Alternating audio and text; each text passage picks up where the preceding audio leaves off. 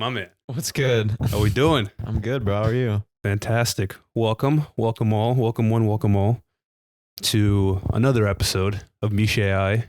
I have a longtime friend, astounding musician, and quite the electronic dance music visualist for our time. Nikita, aka Nikita the Wicked, Madorsky.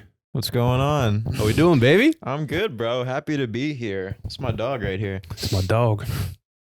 I'm this is a little new for me because then I've known you for like I won't say how long, Kindergarten, something like that. almost out the womb, Yeah, pretty much. and then lo and behold, we're here 20 some odd years later In LA. in LA. Starting in Kentucky. But you were up in San Francisco, I am up in San Francisco. That's right.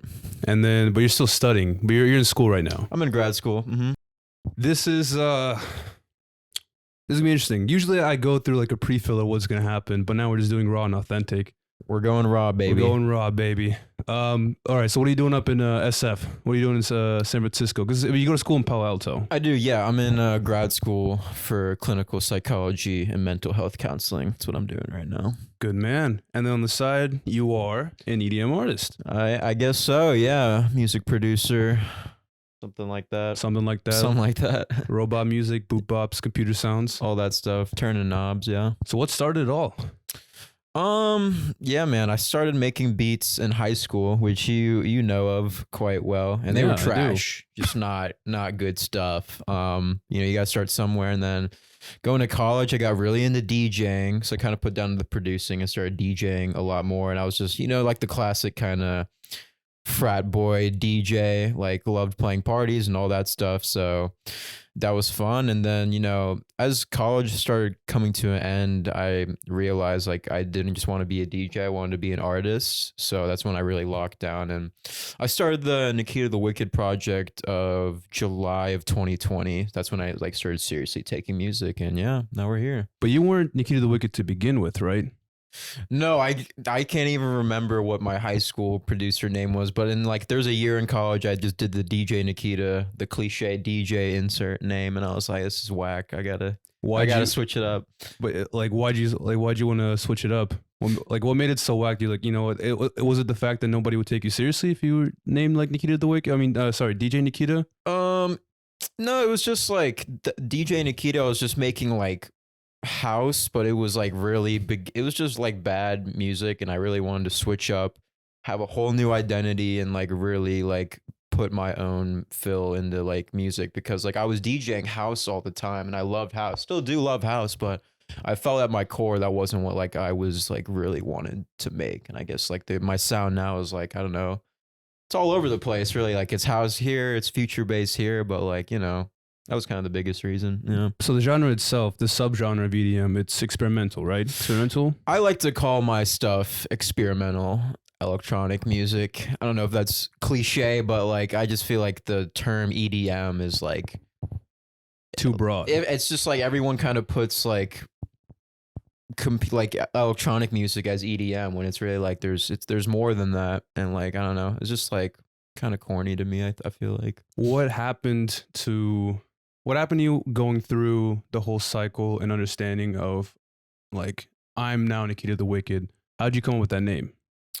Yeah, the name. So, my name is Nikita. The Wicked part, I've always really idolized artists and even historical figures with the name and then the something. Like Tyler the Creator is one of my biggest inspirations ever, and then like even historical figures like Ivan the Terrible or like Attila the Hun. Like it's so badass to me. if you had a the something after your name, like you were just sick. So I just thought that was really cool. And then Wicked, I went to a Russian math camp for 5 years, and Shout all out these, Juika. it's a shout out, yeah. And all those kids were from Boston, and in Boston they say Wicked all the time. So like they would say Wicked at camp, and I was like, that's means something to me a little bit. And like that's like some of my best friends. Oh, this was camp. This wasn't the Juika back in no. in Yeah, Louisville. this was the Russian Got camp, it. Camp RSM. My apologies. Yeah, bro, don't get it twisted. Yeah, that's how the name came to be. Nice. I do remember you starting and like, okay, now we're switching to my own brand. Mm-hmm. You've developed. I think do you ever set aside? I'm Nikita. like on my own as a person, and then Nikita the Wicked as the artist, or have you combined the two together, or have you, or are you, sorry to like rephrase the question, are you already doing it like combined, or do you want to separate them, or how is that? Um, yeah, it's interesting because like when I'm at school, out in San Francisco, I'm just like, I'm Nikita Madorsky, just like the counseling grad school student. But then like when I take these trips out to LA and I work with all these talented artists and like I play shows here, and I'm just like, okay, now like I feel like Nikita the Wicked out here. Like it's a whole like it's like the artist persona and then like I guess like my professional life. So I don't know. I guess I like having those two sides of it, but it would be nice to have them like just be, my artist name at some point because, I feel like that's what I want to be remembered as at the end of the day. And you've been in the game for how long?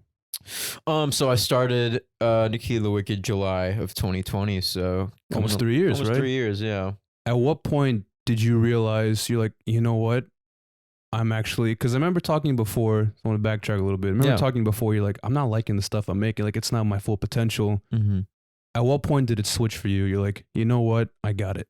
Like, this is something that I can do. It's possible. Yeah. Where I kind of like recognize that like something, I was actually making something. Yeah. And you made like, yeah, exactly.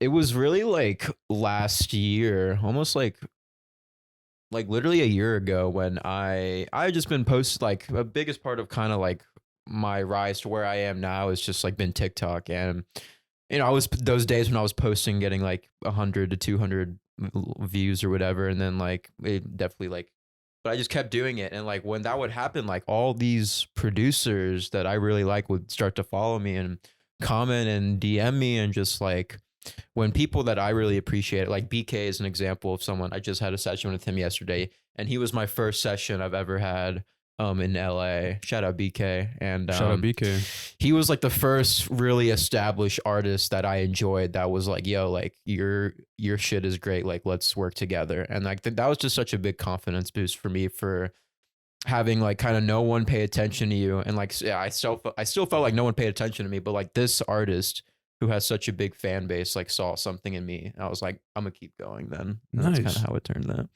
And like, what happens in these studio sessions for the plebes that don't understand? It's like a music play date, basically. Like the first like 10 to 15 minutes, it's like you're just like chopping it up. You can't just go in and start making shit with someone you may not know that well. You gotta like, it's the first date, basically. You got to figure each other out. Like, what are you into? What are your inspirations? Then you show some songs you make, they show some songs they make. And then you kind of have a general idea of what your sound is, what their sound is. And then you can kind of go in and just like, you build off these ideas. Like, what do you think of these drums? What if we put these chords here? And then like, what if we make the bass like this? So just like, you're just like working as a team, and it's like really fun.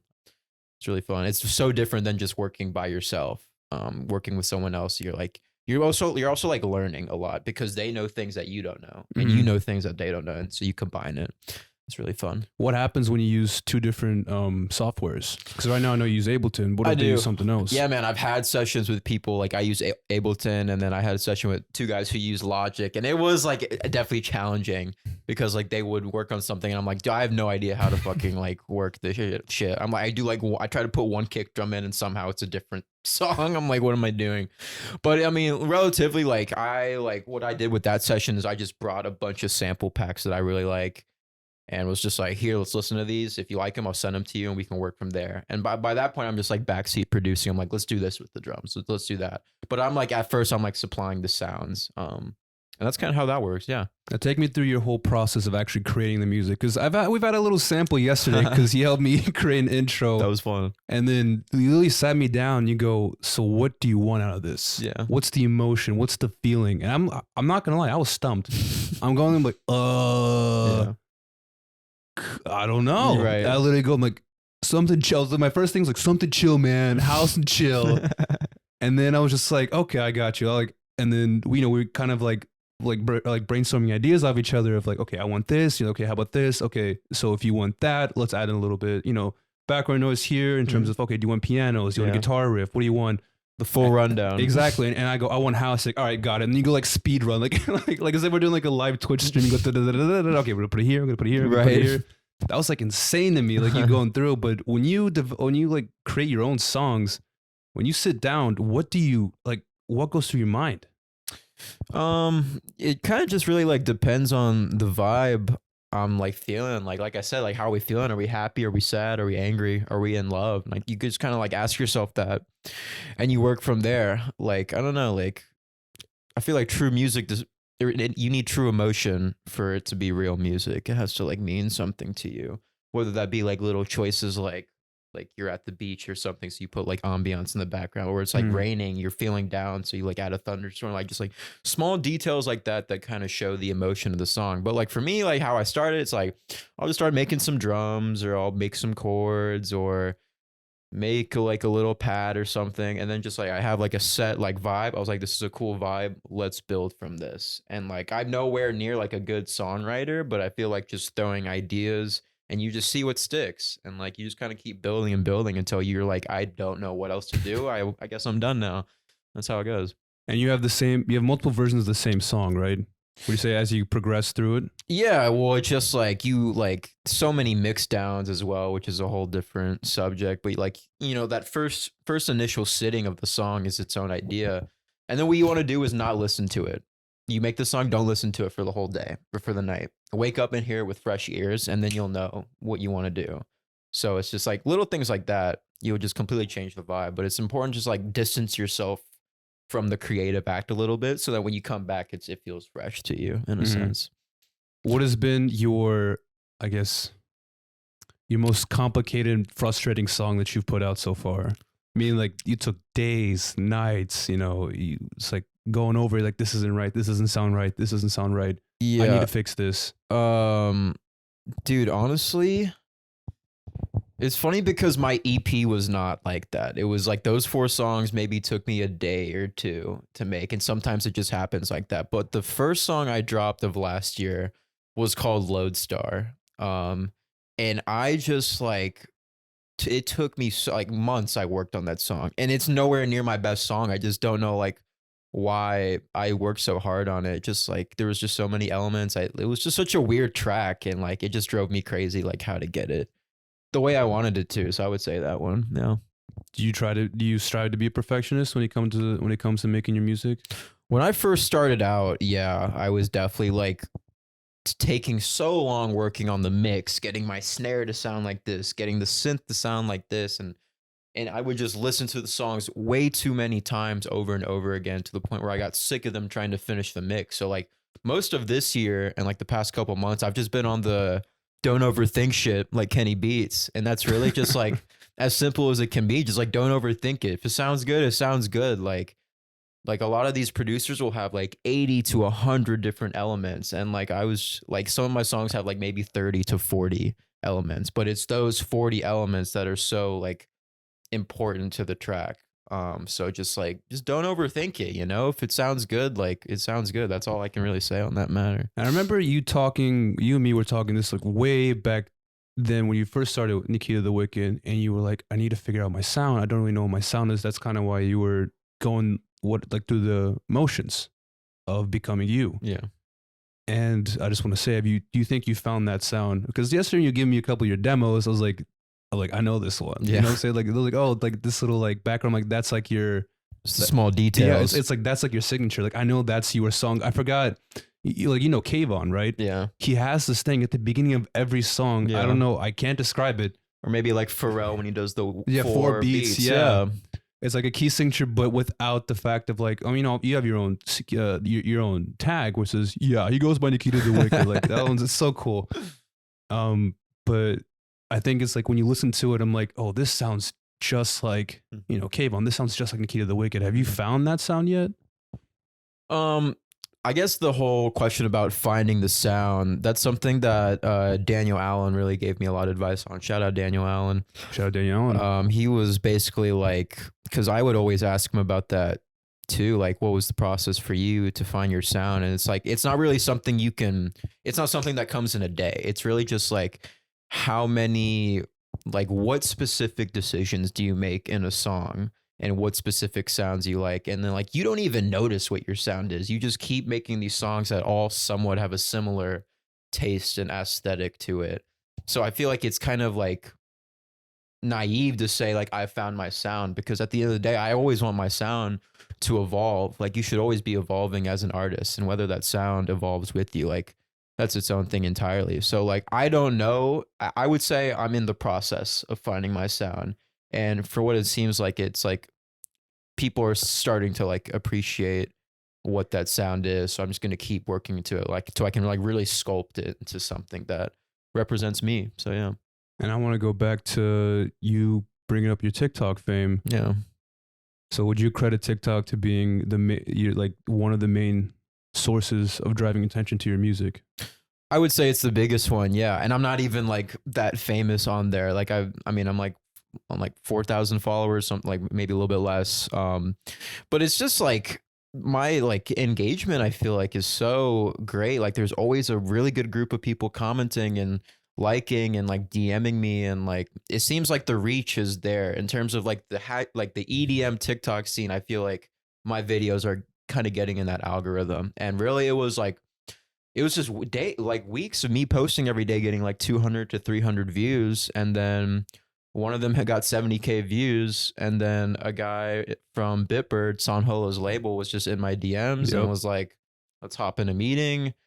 I showed him 3 other demos, and like another one got like 20,000 views. And then they're like, let's sign, like, we want these 4. And like, it all happened because of TikTok, because one video like did well. Like the right eyes saw it. And I was just like, this is insane. Like, every upcoming artist should be on this app, just like constantly posting, because you really don't know who's watching. You really don't.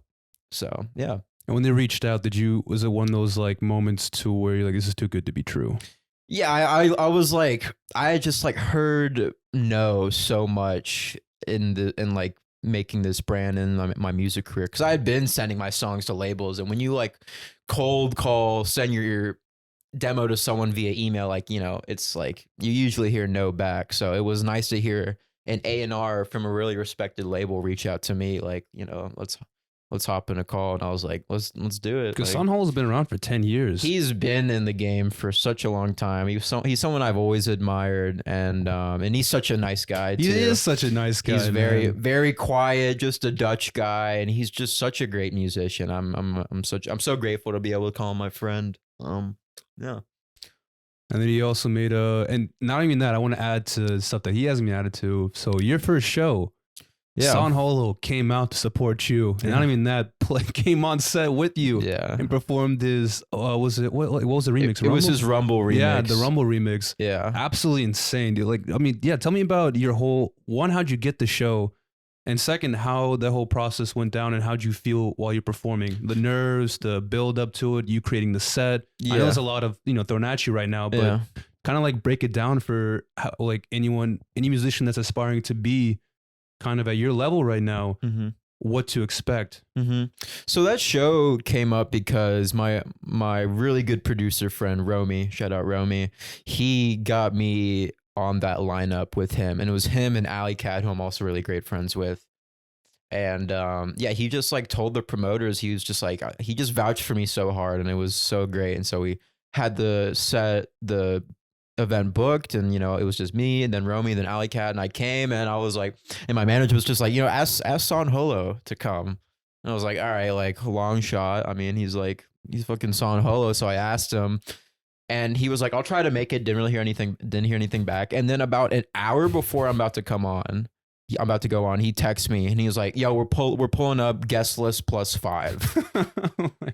I'm like, okay. And then like 20 minutes before I'm about to come on, he walks in with Hello World, who I'm a very big fan of, also on Bitbird, Daniel Allen, who we've talked about, Rio Cragen, who I'm such a fan of, who's worked with Flume.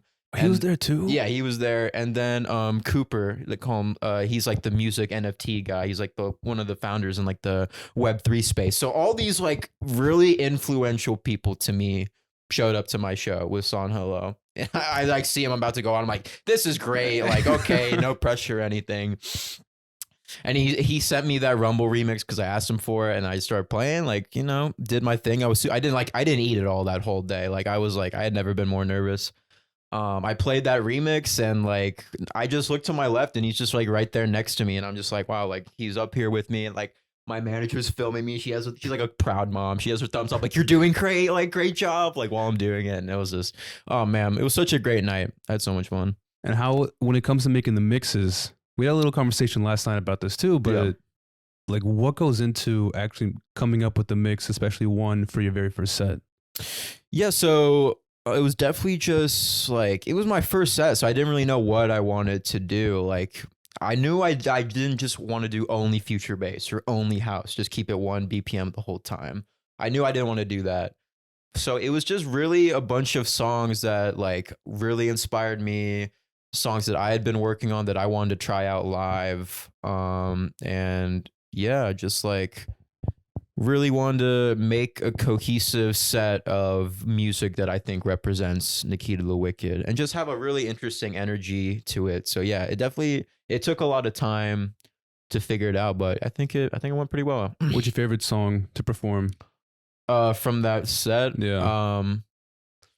Dude, I really like that intro song, and it's gonna be released on the Bitbird compilation album in like August, I think. But I like made that edit with and then like it's like a Baby Keem Baby edit Keem at flip. the end. I don't know. I just like think that's a really cool way to start off a show. Bitch, I'm baby. Yeah, dude, I love Baby Keem. Shout out Baby Keem, bro. But yeah, I really like that song. No, the crowd was electric. Yeah, it was I was also fun. I was in the This crowd. guy was going insane. Absolutely insane. It was good. Such a good friend. It was so fun. We have a couple of vodka sodas too. The vibes are immaculate. I loved it. Seriously, for real. Like it was nuts. like it was not even like they like. Of course, we're there to support you, but at the same time, I'm a fan. You know, especially when Don't Look came out. That's one of my favorite songs by far. Thanks, bro. Because I love house. And, Yeah. you know, I'm like, yeah. But it's also my house Unz Yeah. playlist that I have on Spotify. Yeah, it's Love like it, love house and dubstep for you, and those are like such opposite genres. It's crazy. I'm either chill or I like headbanger, and then that's it. Yeah, you got an issue, bro. Yeah, we're going to therapy, but don't worry. No, it's all good. Oh my goodness. So right now, who are your biggest influences when you're creating music? Yeah, so Flume is my favorite of all time. He has been for like the past couple years. So I would say him. Pluko is a big one. Oh, And he just fantastic. dropped his album, and I've just been I can't stop listening to it. I think Imanu is about to, I mean, he's already big time, but he's about to be one of the best. Like, he's on a different level. so goated. Yeah, he's really good. Those are probably my top 3 of people I just listen to religiously, and I just like really model my songs after theirs for sure. I want to say in terms of goal setting, and I saw your Snapchat 2 years ago. You said, Oh yeah, I want to be featured on this playlist. It was a Spotify playlist, right? Correct me if I'm wrong. Creamy, So, yeah. Creamy. Like an editorial that Spotify makes Yeah, themselves. the one that they put in. But that's one more established towards, like it's curated towards a listener, right? Okay. Just that like niche of like what genre of it is basically. Right. But still, you were added into it. 2 years ago, you're like, I would love to be part of this playlist. And what, 2 months ago or 3 months ago? How long ago was it? Like a month or 2 ago. You did it. You were on it. You were featured on it, man. Yeah. That says it on the bottom of your profile Mhm. as discovered on. And then you said Creamy. How was that? Like, how was that moment for you? Man, it was really like, I really just like shit on myself and just like don't really like, I guess, take in my like accomplishments a lot because of just like in the music industry, it's just like hard, you know, like, you know, just like kind of just like everything's happening so quickly and you really are like always on the grind. But that was one of those things that I was like, I kind of like sat down and like really appreciate that because that playlist, like I had always liked so much and it was just like the type of music I really liked. And just to see, like, I have 2 songs on it now. Am I Dreaming and I Hate It Here are both on there. And it was Congratulations. yeah, man, thank you. And it was so cool. And like they just switched the cover, but it used to have Flume on the cover. And just seeing that like I was on a playlist with Flume as the cover on my page was just such a like, I can't believe that. Like 2 years ago, I was like, there's no way this would have happened. So yeah, it was cool. What are your goals for the next 2 years? I would say definitely want to tour more. I would say like I would love to be on San's tour. I think like, you know, like I've become so close to him and I just feel like that would be, I think that's a very attainable goal that I can do. And just really touring and working with more artists and just putting out the best music. I guess like I want to hit 1 million streams. on a song, and like day by day I think that's more achievable. I mean, I like all my friends, like when they get their first like 1 million stream songs, I'm just like, that must be so amazing. And I think it's something like, these are goals now 2 years ago that I didn't think were attainable, and now I'm just like, I can do that. So yeah. Just from being on the playlist? From the playlist, from having these producers believe in me, from like having a small little fan base, and like people always reaching out. It's just like, yeah, it feels good. I just want to keep working and, you know, make the best music I can. And I wanted to ask, what was your rude awakening into the music industry? That was a question I was mulling over a little bit. Rude awakening. What can you like give me a little more? You go in, you're like, okay, what it takes to make it is not exactly how I thought it was going to be. I guess something that I've noticed is how many people will fake their streams and fake their numbers. You had one single like that. Yeah. Yeah.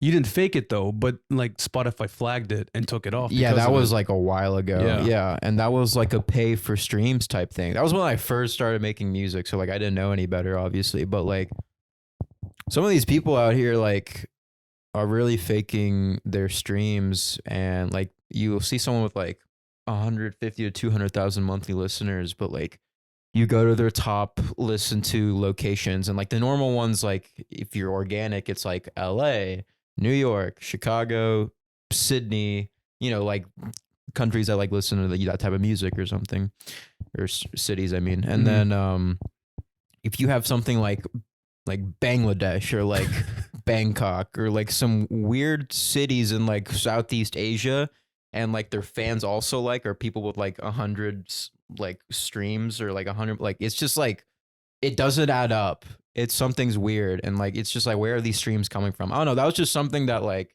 I didn't know about at all. And then like with the more artists I started listening to and hanging around people, I just kind of started like learning that. I was like, some of these people are faking their, how many people faking their streams, as J. Cole once said, you know?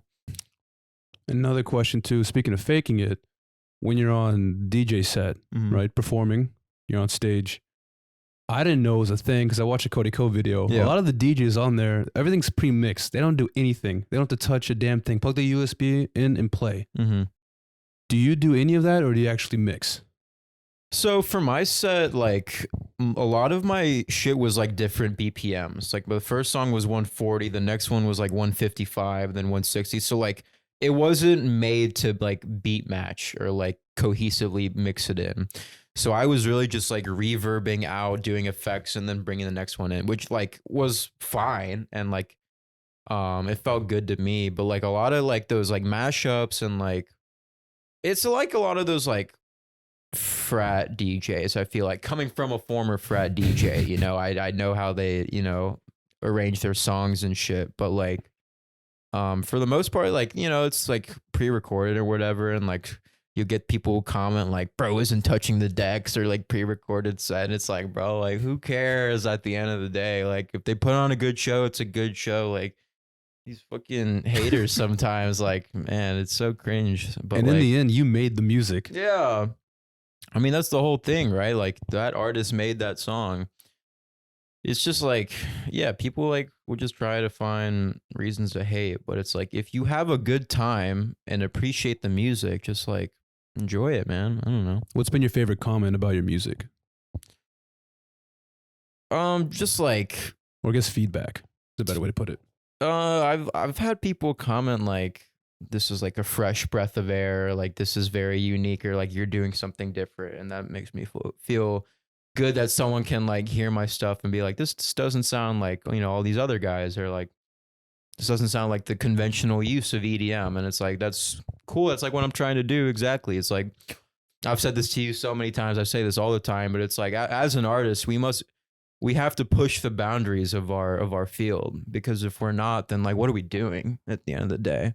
You got to push the boundaries of what we're doing. And it's like, how experimental can you be while being melodically cohesive? That's what makes a good artist, to me at least. And performing your set, going back to that, who would be your back-to-back?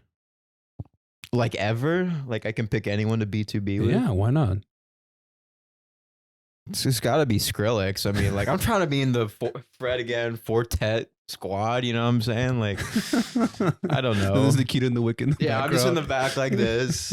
As Fortet plays country rhythm. Yeah, dude, I'd lose my mind. I don't know who I have a B2B with, but like a realistic B2B is I gotta shout out Romy again. I feel like we have a lot of the same like fans and like same like vibe kind of. I feel like we would have like a lot of, if there was like anyone I wanted to be like a DJ duo, which I don't, but like rip a set with someone, it'd be him. Another reason why I'm also, shout out Romy again. Shout out the dog. And I also want to, the reason why I kind of want to ask you to do the interview now is because I want to create a time capsule. Yeah.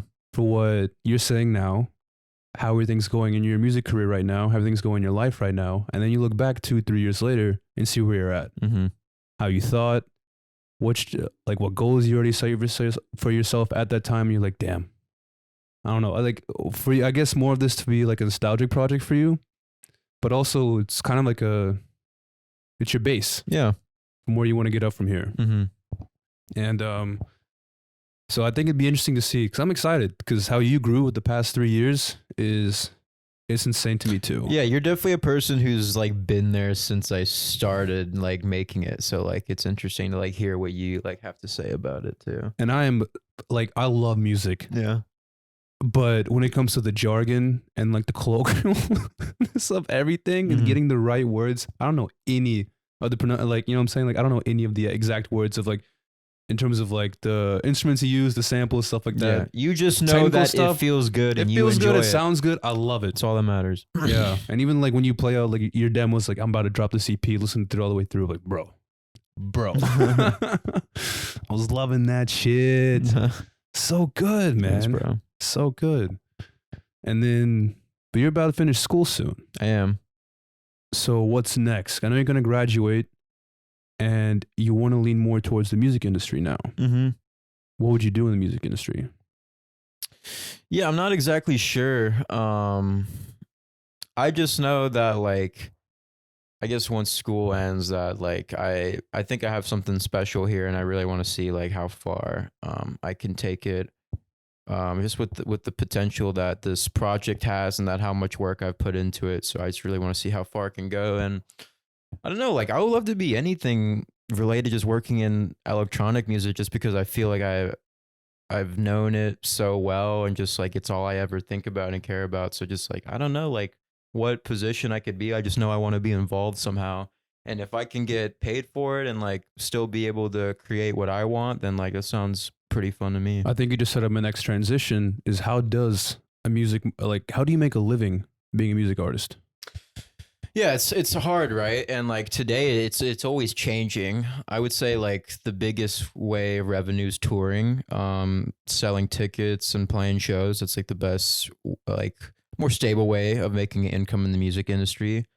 Like definitely like people like think about streaming, but like, you know, Spotify, like all those DSPs, they don't pay you shit, really. It's like cents on the dollar, right? Yeah, it's like it's cents on a dollar. Like I just like the song "Don't Let Me Down" just got like 300,000 streams. I just got like $330 for that. That's what I just got, and I was like, and that was cool. I was like, I just got paid for music, but like, you know, 300K streams. I don't know, but another big way that musicians have really been able to make an income and really get a new fan base is like the NFTs, the music NFTs in the Web3 world.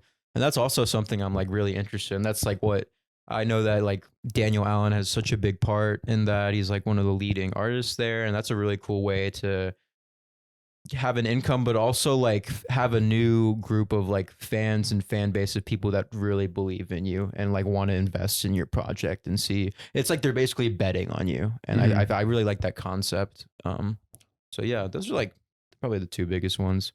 When it going back to for like the NFTs, when they're saying they're betting on you, so they're buying your NFT token, and then if you get more popular, then that price goes up. Yeah, I mean, I'm assuming. So I like don't know, because I don't know a damn No, thing I about really it. don't know much. I just know that I have some friends involved, and it's like really changed their life for the better, and they've really just tapped into a new market of of just like music consumption in general. And it's just really something I would love to learn more about and yeah, get involved. So I don't know if I have an answer to your question because I really don't know that much, man. No, you're fine.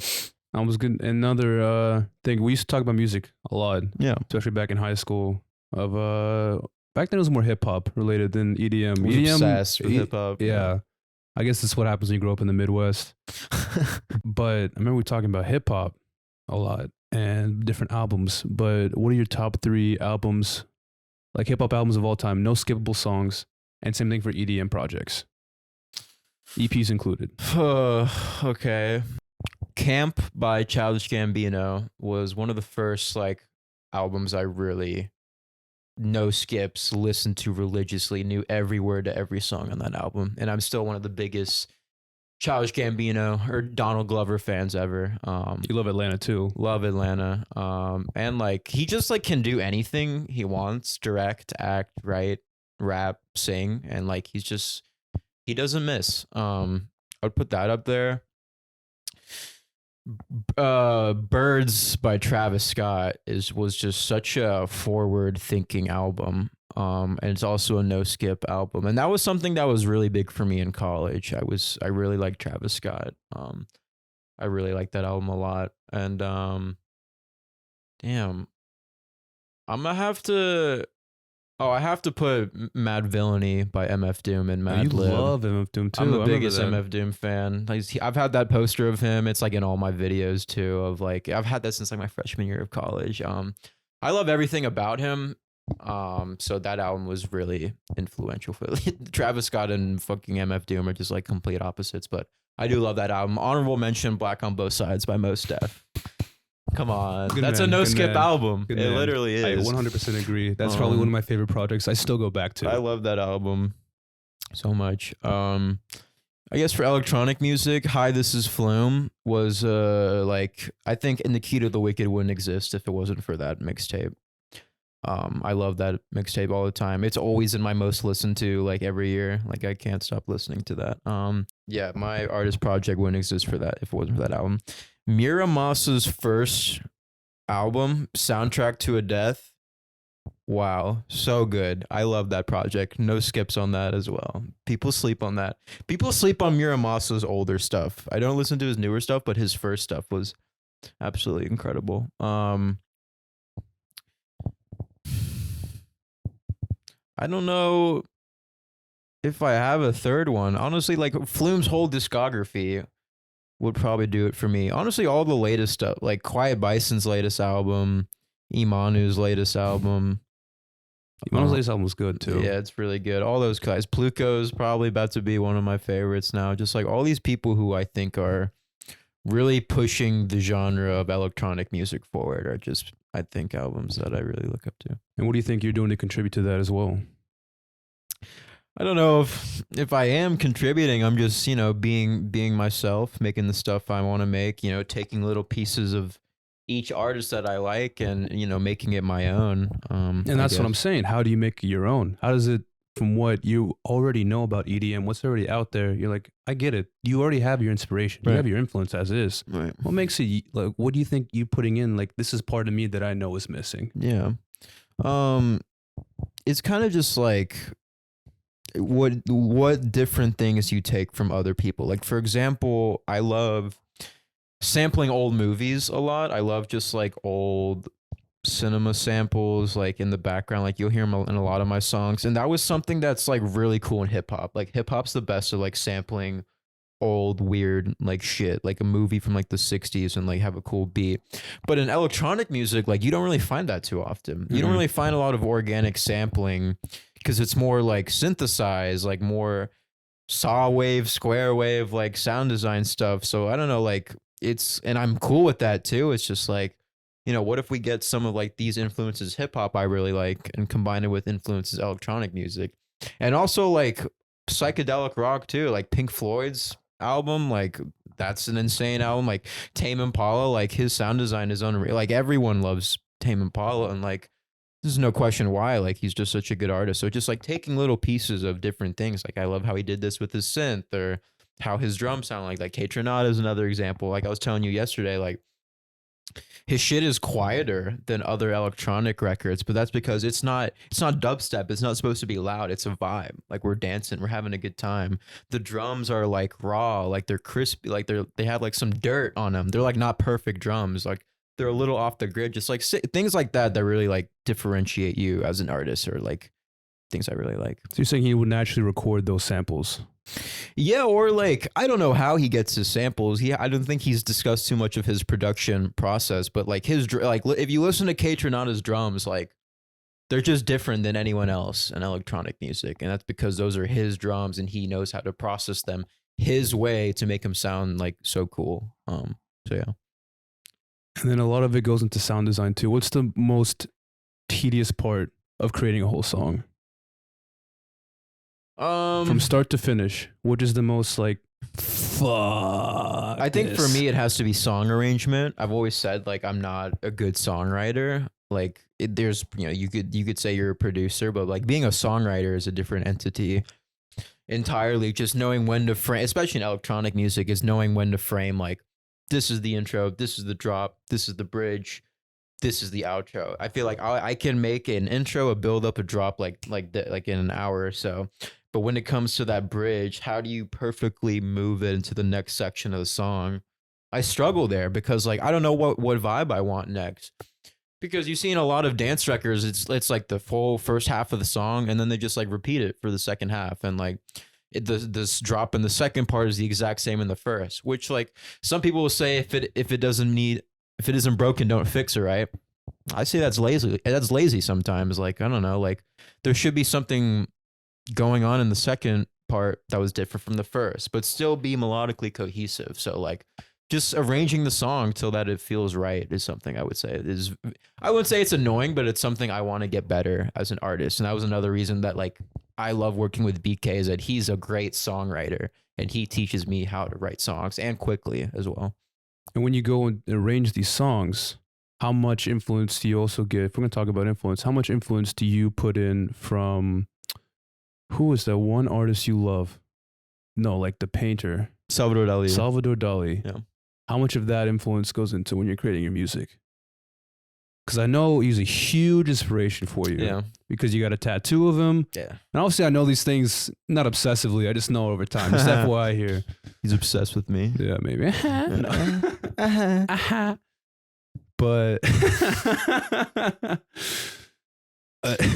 like, how do you translate that into your music? So yeah, I'm such a big fan of Salvador Dali. I just think he's his own vibe entirely. Like he started the whole surrealism era of like contemporary art in a sense, and he was just like his stuff is so much different, and he was such a weirdo. No one understood him. Like I mean, people thought they understood him, but he was just like, I really loved his aesthetic, and like I like to call my brand the beautiful darkness, and I think that's a great like of his influence of mine. It's like, what if Salvador Dali paintings came to life? That's what I want my music to sound like, because I love his stuff so much, and he's just one of those people who pushes the boundaries, and that's why he's an iconic. That's why people will remember his stuff forever. And who are the top, if you can, top 3 artists that we're sleeping on? Or as we quoted, late. Yeah, that we're late, bro. Late. You mean like painters or just no artists in general, like EDM artists, or just artists like right now you're listening to? You're like, oh, I want to talk about my friends for sure. Absolutely, shout them out. Darby. Oh, Darby is different. On that Bitbird mix that you had, bro. I have 2 of his songs. Let me find that song real quick, bro. Shit, I want to. Oh yeah, I mean, if you remember the name of the song, shout it out. Right? Which one? Everything. Is it Everything? Let me check. Oh, it's either Everything or the Imanu remix he did. But shout out Darby. It was Everything. Yeah, sorry, I'm so obsessed with him. My dog Isaac, who I'm dropping a song with soon, which I'm super excited about. He's very good. Shout out Isaac. I mean, who's like a third? There's so many that I just really like right now. I mean, he's pretty well known now, but I would have to like Salute. Bro, Salute is awesome. I just saw him last week, and I'm just like, Salute? yeah. I don't think I've heard of Salute before. Dude, you showed me a Salute song. Like, hold up. you know Salute, bro. I gotta find him now. Like the actual Salute? Shout out More Kismet too. Oh, Feel the Same? That guy? Yeah. Dude! He's insane. I love him. I saw him last week, bro. How was that? Insane. Oh my He God. ripped. He was just in LA last weekend, bro. You should I have didn't seen. know that. No, man. Dude, he's so good. By the way, shout out that song. Feel the Same. Oh, I don't know what it does, man, but it Feel the goes same. towards that like Tell me you that feel the little same. itch. Ooh. Ooh. Salute's insane. The little satisfactory itch in your brain. Just Also shout out the Caracal satisfaction project. itch. Huh? The Caracal project. That's You another know what's good funny? one. The song I showed you yesterday. Yeah, yesterday. I already had him in my likes before too. So good. It was Oh my amazing. God. He's making drum and bass like a whole different vibe. It's and that really the second part with the guitar riff in cool. it. So like, have you ever heard a song No. like that before? My jaw like this when I heard that song for the first time. So yeah. headbang to be like, oh, okay, all right. What? Am I on crystal meth right now? Maybe you're out here. Yeah, probably. You're on the west side. What is something that, looking back, for someone that if they were in your position, or if you could tell your younger self, what would you say to them? Either advice or knowledge to gain in this industry. Probably believe in yourself when no one else will. That was something I would always tell myself when I first started. When no one gave a shit about you, no one was listening, nobody was viewing your stuff. As long as you know that you got it, that's all that matters. So believe in yourself when no one else will. Put in your 10,000 hours, right? Like just be in the software and keep working as much as you can. Even if you make a bunch of bullshit one day, you still put in those hours and you are like working on your craft and becoming a better artist, and like just make the stuff you want to make. Like everyone wants to make the same, like make that pop sound, or like everyone wants to make like that. Like everyone wants to make house music now, which is great. I love house music, but it's like, what do you want to make? That's what you should make. So I don't know. I guess that's what I got for you. Nice. That's what I would tell younger artists for sure. Just keep working, bro. Just keep going. And aside from Nikita the Wicked, how's Nikita doing? How you doing, man? I'm doing great, man. I love coming down to LA and seeing you and hanging out with all my producer friends. It's just like, it's a different energy here. Everyone's inspired and everyone's like working toward their goals. And I just really appreciate that here. No, the pressure's here for sure, but it's a good pressure. It's the pressure you want. Yeah. It's competition, but it's like good competition. But you don't feel that in San Francisco, do you? San Francisco, I'm just like, it's a different like atmosphere. I don't know. I guess I'm just like more when I'm in school, my internship on a different system, but like when I come out here, it's just like, it's music time. Like, let's work. Let's build. In terms of your next projects, what do you have coming up? Yeah, so I have a song on the Bitbird compilation album. I have my collab with Isaac coming out on Odyssey, also in August, I think. Working on my new EP. I don't know if that'll be later in the year. But yeah, I can't say too much about that. But You can give us a name. Right now it's I Love It When They Run. That's what I want to call it. I've had the name down for a while now, but yeah, I already know like I want a lot of my friends to be on it, but that's gonna come out later. So stay tuned. And what feeling do you want that album to portray for when we're listening? I have another question after that too. Yeah. I want to talk about the other EP, but I want you to answer this one Yeah. first.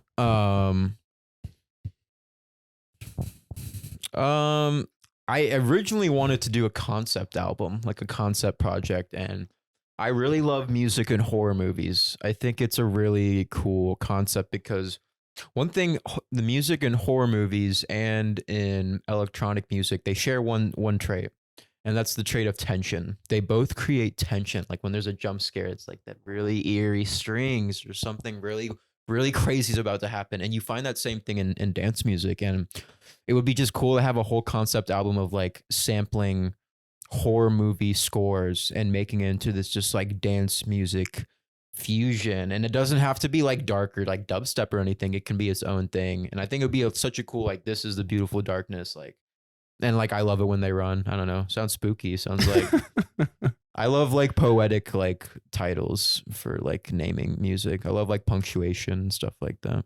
So yeah. I noticed that on your last album, everything's lowercase, and if you look at I Hate It Here, it's all together. No Yeah. spaces, all lowercase. Mhm. Was that intentional, or was that just it just felt right? It looked cool. It felt right. That's how I love it. I love it when they run. I also want it to be one word.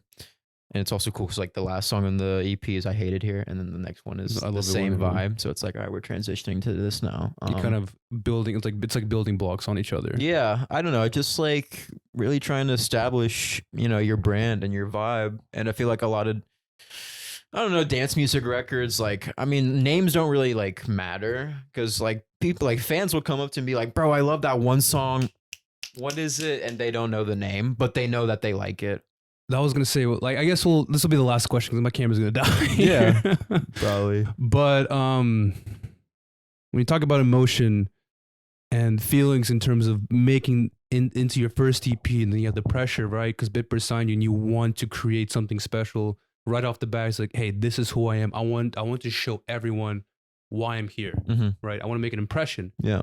What was that feeling going into? What was something that you want to show to portray that, like, this is what I'm here for? What a great question. I guess like just making something authentically me. So like the EP is called Not Me, the Internet.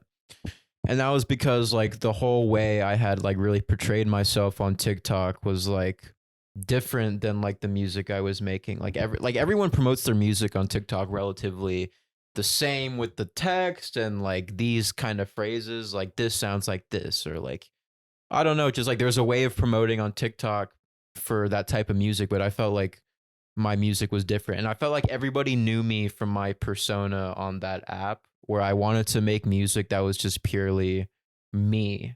So like everything you know about me, you only know me from the internet. But like this project is like, this is naturally me, like to its core. So I just wanted to make it the most authentically me, like no social media, no internet. Like this is what I hear in my head, and so that was what I made. That is actually an answer I did not expect. I'm so here for it. I love that, man. Thanks. And as for someone watching your career grow and still continue to grow, proud of you, man. Thanks, bro. Made it pretty far, and I'm excited to see you at EDC. Oh, what is one festival, your very first festival to be? What would you want it to be? Dude, honestly, probably Portola, this new festival in San Francisco, because I went there last year and I saw Flume for the first time. I'm late, and it had the greatest lineup I had ever seen, and it's in San Francisco, and I just feel like that would be really cool to be a part of. All right, put the energy out there, man. You got it. Man. Hey, Portola, what's up? Shout out your boy. Fuck with me. Hit him up. Nikita the Wicked. But, dude, thank you so much for joining the show. Thanks for having me, man. Yeah, the show, whatever this is, I appreciate it. Yeah. Yeah, it's a vibe, man. The fucking homie. Misha.ai. Tell your sister, you know what I'm saying? And then this is where we play the outro. Tell your mother. I love you, Zhenya. I love you, mama. But yeah, that's it for the show. Deuces. And go listen to Nikita the Wicked. Any last shout outs before we go? Anything off your chest that you think that we should have went over, or you want to just give a shout out for? I just plug my stuff. Plug all your stuff. Yeah. We ain't finished. Hold up. Wait, is it? No. Go ahead. Okay. Yeah. Check out my new EP on Bitbird. Not Me, the Internet. Yes, sir. Bang bang. All right. Good man. Deuces. Cheers, lads and lasses.